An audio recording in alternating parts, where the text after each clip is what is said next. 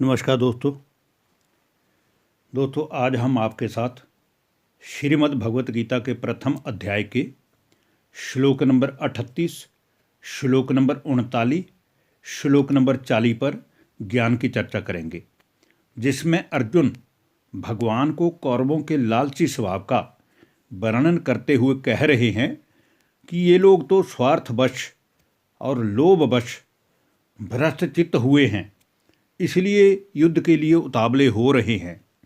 परंतु हम ही क्यों ना इस युद्ध से पीछे हटने का निर्णय लेकर युद्ध विराम कर दें। तो आइए हम बात करते हैं श्रीमद् भगवत गीता के प्रथम अध्याय के श्लोक नंबर 38 की, जिसमें अर्जुन बार बार भगवान से एक ही बात पर अड़े हुए हैं कि किसी न किसी विधि से भगवान इस युद्ध को टाल दें, क्योंकि इसमें अपने बेगाने जितने भी महारथी योद्धा लोग हैं ये सब मारे जाएंगे। तो इस श्लोक नंबर 38 में अर्जुन कह रहे हैं, यद्यप्येते न पश्यन्ति लोभोपहत चेतसः कुल क्षय कृतम दोषम मित्रद्रोहे च पातकम। अर्थात हे प्रभु, यद्यपि ये कौरववंशी धृतराष्ट्र के पुत्र अपने पिता के हस्तिनापुर का महाराज होने के बावजूद भी इतने बड़े राज्य को प्राप्त करके खुश नहीं हैं, बल्कि अभी भी इनमें स्वस्थ पृथ्वी का राज्य भाग्य प्राप्त करने की इच्छा बनी हुई है, लोभ बना हुआ है। तब भी ये तो हैं ही लोभ वृत्ति वाले, और इसी कारण ये अपने ही कुलों के नाश को अर्थात अपने ही लोगों के नाश से उत्पन्न दोष को नहीं देख पा रहे हैं। तो हे भगवान, हम जानते हैं कि इनके पिता जो अभी भी हस्तिनापुर के अर्थात हम सब के राजा हैं, परंतु वो पुत्र मोह में इतने अंधे हैं जो उनको कुछ भी और दिखाई नहीं दे रहा है। उनको ये भी नहीं दिखाई दे रहा है कि इस युद्ध का अंतिम परिणाम कितना भयानक होगा। तो भी हे प्रभु, धृतराष्ट्र तो आंखों से अंधे हैं, जिस कारण वो अच्छा बुरा नहीं देख सकते हैं, परंतु ये दुर्योधन आदि उनके पुत्र तो मन के भी अंधे हैं, जो अपने स्वार्थ के लिए समूची सेना अर्थात अक्षौणी कौरवों की सेना की जान को ही दांव पर लगा रहे हैं। इसलिए ये पापी लोग इतने भयंकर पाप को भी देख नहीं पा रहे हैं, जिस कारण हमारे साथ युद्ध करने के लिए ये उतावले हो रहे हैं। तो इस श्लोक में भी आपने देखा दोस्तों कि भगवान किसी न किसी विधि से अर्जुन को तो समझा रहे हैं, लेकिन अर्जुन अपनी किसी न किसी मोहग्रस्त कहानी के कारण भगवान को विवश कर रहे हैं कि वो किसी न किसी रीति से इस युद्ध को रोक दें। पर आप सब जानते हैं कि जो विधि के विधान में एक बार लिख दिया गया, उसको तो भगवान स्वयं कहते हैं कि मैं भी अर्जुन उसको रोक नहीं सकता, वो तो होकर ही रहेगा, क्योंकि होनी तो होकर ही रहेगी। तो दोस्तों अब हम बात करते हैं श्रीमद् भगवत गीता के प्रथम अध्याय के श्लोक नंबर 39 की, जिसमें अर्जुन कहते हैं, कथम न ज्ञे मस्म भी पापादस्मा निवर्तुतम कुल क्षय कृतम दोषम प्रपश्य द्विज जनार्दन। अब इसमें अर्जुन कहते हैं कि हे जनार्दन, ये लोग तो स्वयं ही लोभ लालसा वृत्ति के कारण बुद्धिहीन हो चुके हैं, जो इनको इतने बड़े कुलों के कुल नाश होने का खतरा भी नहीं दिख रहा है। परंतु हम तो समझदार हैं, तो हम भी उनकी तरह मूर्खतावश युद्ध के बदले युद्ध की ही नीति अपनाएं, तो फिर उनमें और हम में फर्क ही क्या है।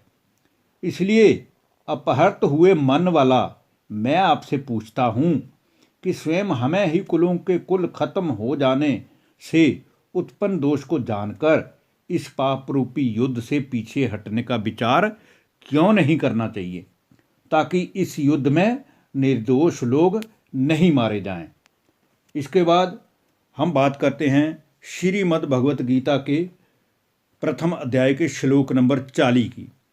इसमें भी अर्जुन कहते हैं, कुल क्षय प्रणश्यन्ति कुल धर्मा सनातना धर्मे नष्टे कुलम कृत्य सनम धर्मो अभि भवत्यूत।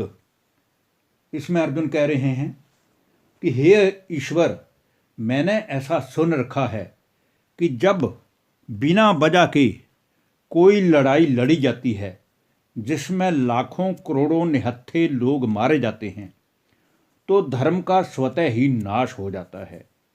इसलिए ये पापकर्मी व अधर्म के रास्ते पर चलने वाले धृतराष्ट्र के पुत्र तो अल्प बुद्धि वाले हैं, जो अपने सुखों की लालसा के लिए इतने बड़े विध्वंस को नहीं देख पा रहे हैं।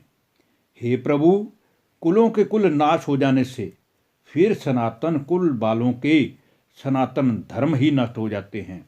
और आप तो अच्छी रीति ये जानते ही हैं कि जब धर्म का ही नाश हो जाए तो समस्त पृथ्वी पर अर्थात संपूर्ण कुलों में पाप बहुत फैल जाता है। और जब चारों ओर पाप फैल जाता है तो सब कर्म भी धर्म विहीन होने लगते हैं और माताओं बहनों पर भी जुल्म होने लगते हैं। अब इसमें भी आपने देखा कि अर्जुन कैसे न कैसे भगवान को अपनी मोह जाल में फंसा करके विवश कर रहे हैं कि वो इस युद्ध को टालें। अब हम बात करते हैं श्रीमद् भगवत गीता के प्रथम अध्याय के श्लोक नंबर 41 की। इसमें अर्जुन कहते हैं, अधर्मा विभवा तो कृष्ण प्रदिश्यति कुल स्त्रीषु दुष्टासु वार्ष्णये जायते वर्ण संकर। वो इसमें कह रहे हैं कि हे ज्ञान गुण शक्तियों की दिव्य मूर्त, जब धरती पर चारों ओर पाप बढ़ जाता है तो हमारी माँ, हमारी बहन बेटियों की इज्जत इन अधर्मियों व पापियों के पाप करने की वजह से तार तार हो जाती है। और ऐसी स्थिति में हम धर्म के व सच्चाई के मार्ग पर चलने वाले चंद मुट्ठी भर लोग अपनी ही माँ बहनों की इज्जत की रक्षा नहीं कर पाते हैं, जिस कारण पाप धरती पर अति से ज़्यादा बढ़ जाता है। और पाप के अधिक बढ़ जाने के कारण कुल की स्त्रियां, हमारी माताएं बहनें अत्यंत दूषित हो जाती हैं।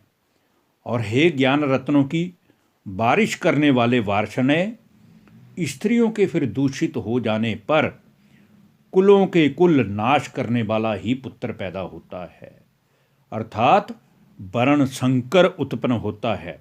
इसलिए अभी भी समय है कि हम इस युद्ध को यहीं पर रोक दें, नहीं तो इसका अंतिम परिणाम बहुत ही भयानक होने वाला है। नमस्कार, धन्यवाद।